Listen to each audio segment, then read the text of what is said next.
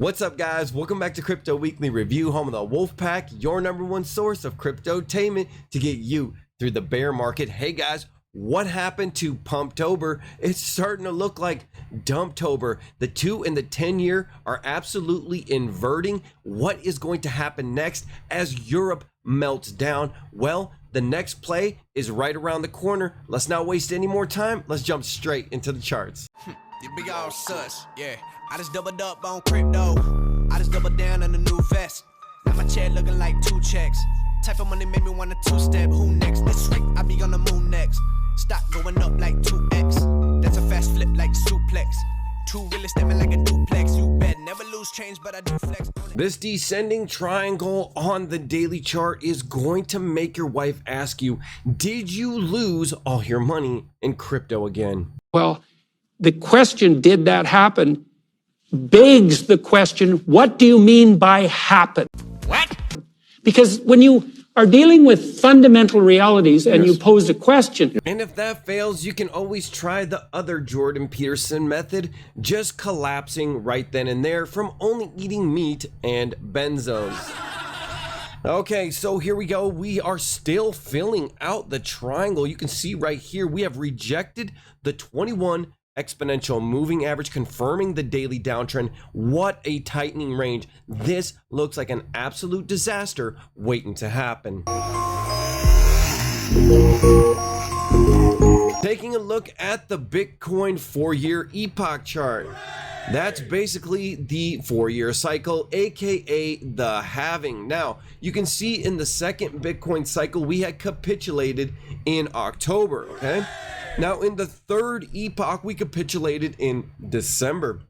This goes to tell me that we could find our bottom in Bitcoin anywhere between now and Q1 2023, as these cycles ended up being longer. So it could be somewhere in January where we start climbing out of here. Bitcoin price action is consolidating sideways and it's kind of boring, but don't poke it with a stick, because I think any breakout is going to be to the downside.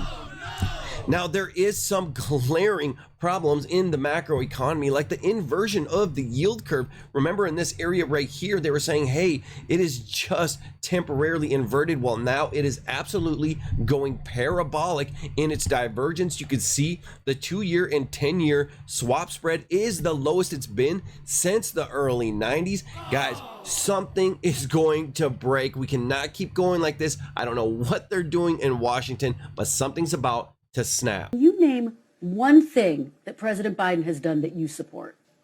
You eat a lot of ice cream.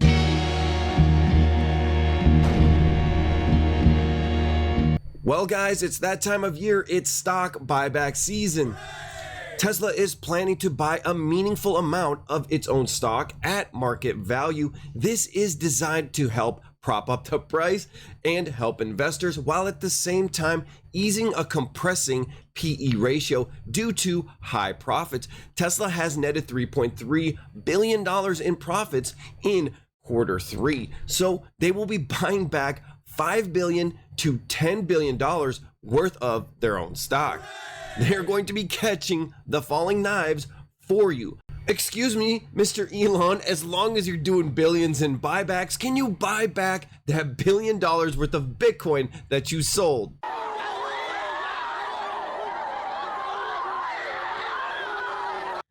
All right, guys, start buying back some crypto.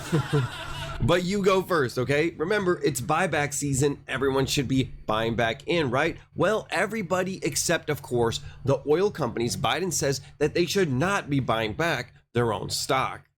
My message to the American energy companies is this: you should not be using your profits to buy back stock or for dividends. Not now, not while a war is raging. You should be using these record-breaking profits to increase production and refining. Invest in America, for the American people. Bring down the price you charge at the pump.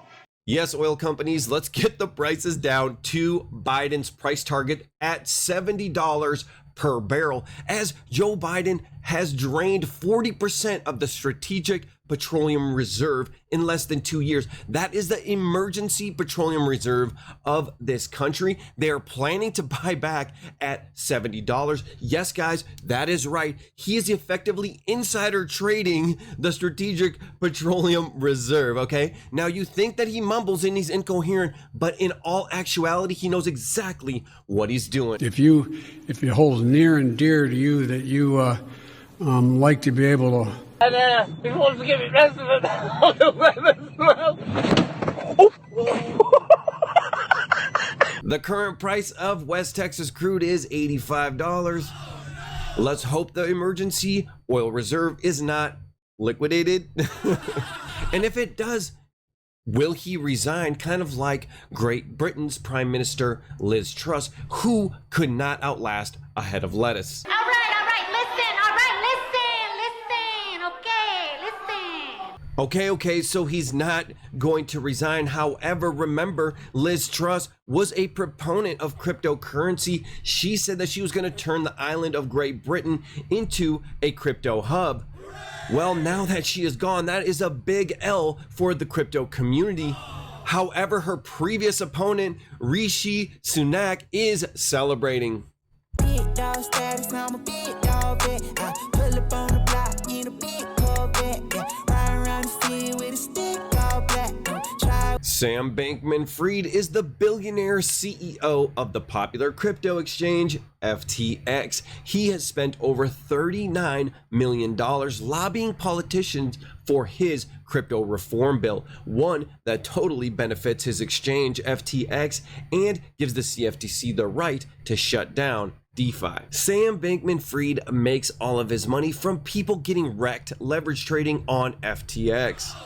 Now he wants to crush his DeFi competition by trying to make it OFAC compliant and trying to get DeFi front ends to register as broker dealers, which is almost impossible. Once he can crush DeFi, then him and his VC buddies can launch all of their crappy products like Solana and most recently Aptos. It's no wonder the crypto community is telling him to F off.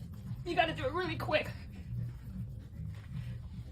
With true DeFi gone, we're going to get blockchain projects like Aptos, which had a $350 million token sale, and it's all VC corporate suit investors.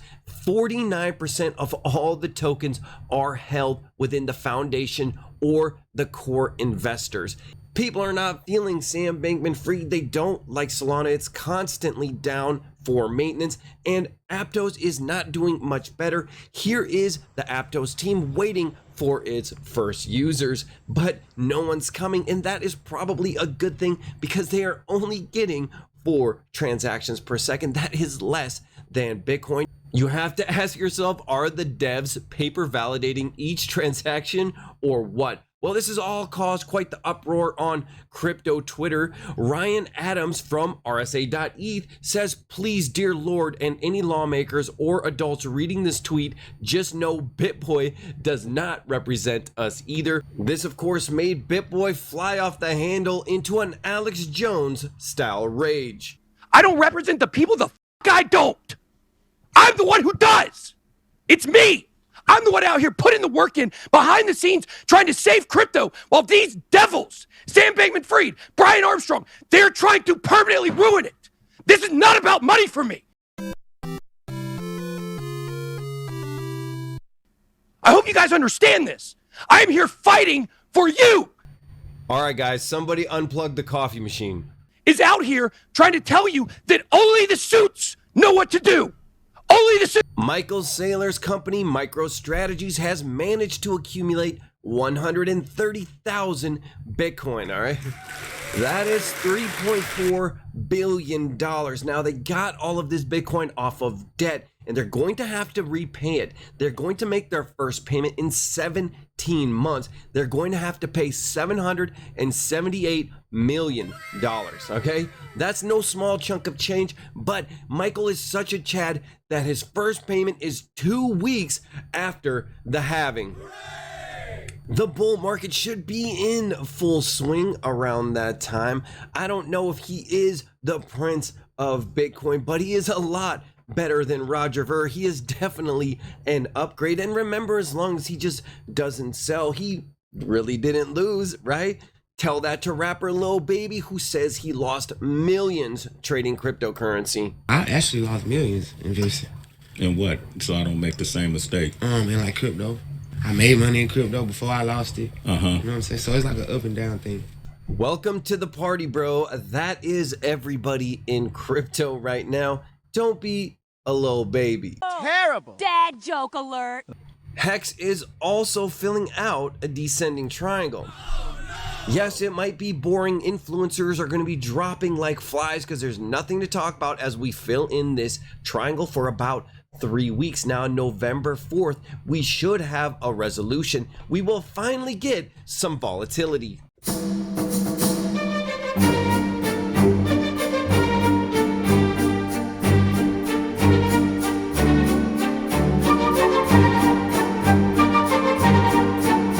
Now, I think this triangle is ultimately going to resolve down to my interim target of about 0.024 cents, which is 10x the launch price, but ultimately we should hit about half a penny. But if you are bored, you don't want to watch this triangle fill out, you can always play with Pulse Bitcoin. Now, if you had the airdrop of PLSD, you can swap it all for ASICs and then use those ASICs to mine Pulse Bitcoin, which will only have 21 million. Now, if you don't want to spend your Pulse Doge, you can also create an ATM by swapping your other tokens and locking them in an NFT so you can earn rewards in Pulse Bitcoin, as I understand it.